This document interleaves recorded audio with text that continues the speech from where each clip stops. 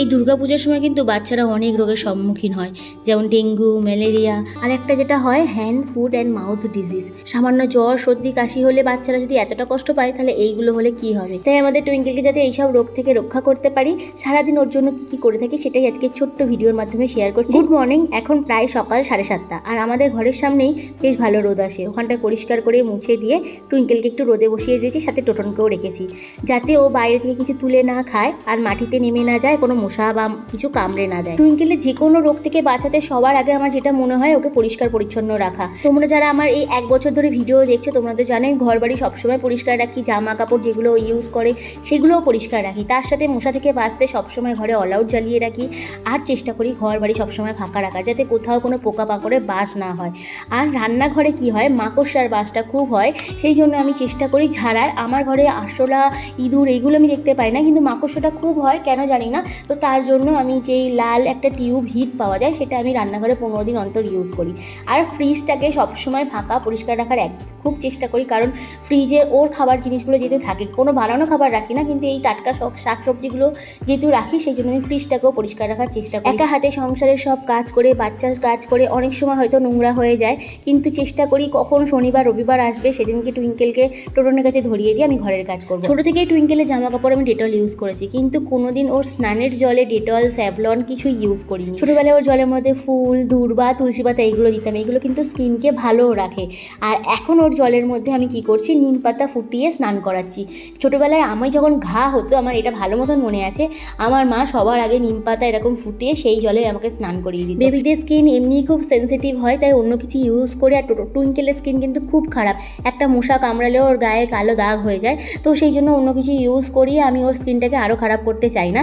যাই হোক, ওটা তো হয়ে গেল। এবারে ওর ইমিউনিটি পাওয়ার বাড়ানোর জন্য আমি ওর খাবারের মধ্যে দারচিনি, লবঙ্গ আর গোলমরিচ এটা আমি প্রতিদিনই দিয়ে থাকছি, কারণ কোভিডের সময় কিন্তু আমরা কাড়াই হিসাবে এই 3টে জিনিস তো খেতামই, তার সাথে তুলসী পাতা অনেক কিছু খেতাম, কিন্তু ও যেহেতু ছোটো এইগুলো দিলে তো খাবে না, তাই ওর খাবারের মাধ্যমে, মানে যেগুলো ওর দুপুরের যে রান্নাটা হয় তার মাধ্যমে এইগুলো খাওয়ানোর চেষ্টা করি। আজকে দুপুরে লাঞ্চ ওর চিকেন স্যুপ, সাথে ভাতও থাকবে।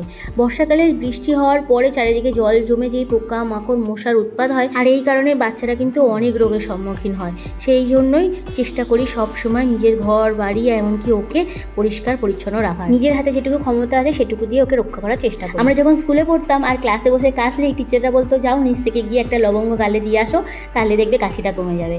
আর তা না হলে ঘরে গিয়ে চাটুর মধ্যে লবঙ্গ দিয়ে সেই গন্ধটা নেওয়ার চেষ্টা করবে, তাহলে দেখবে ভালো লাগবে। সেই কাজটাই আমি আমার মেয়ের জন্যই এখন করি।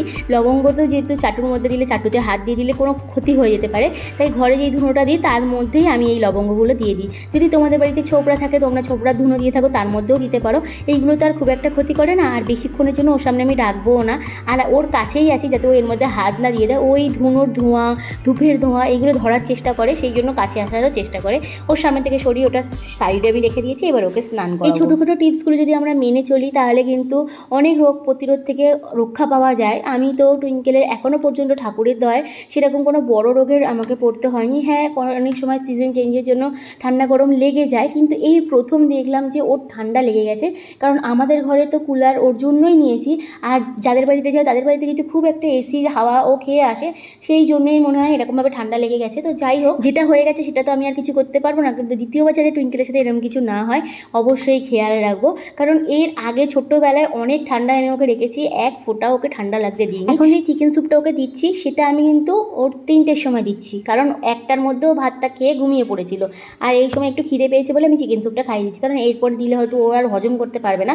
আর 4টে-5টা বেজে গেলে আমি ওকে দিতামই না, একেবারে রাত্রিবেলা দিতাম, তা না হলে ওকে দুধ খাইয়ে দিতাম, যেহেতু ওর খিদে পেয়েছে বলে 3টের মধ্যে এই স্যুপটা দিয়ে দিই। গুড ইভিনিং, বিকেলবেলা টুইঙ্কেল কিন্তু প্রায় অনেকটাই ঠান্ডা কম রয়েছে, সেটা তোমরা দেখে বুঝতেই পারছো।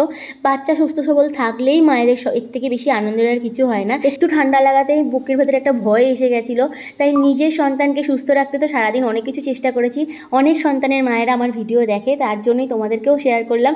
যদি আমার মতন তোমরাও না জেনে কিছু ভুল করে থাকো, তাই এটাই শেয়ার করো। আর হ্যাঁ, আমি যদি টুইঙ্কেলের প্রতি কোনো ভুল করে থাকি বা আরও অনেক বেশি সাবধানতার আমার প্রয়োজন হয়, অবশ্যই কমেন্ট করে জানিও, আমি সেটুকুই মেনে চলার চেষ্টা করবো।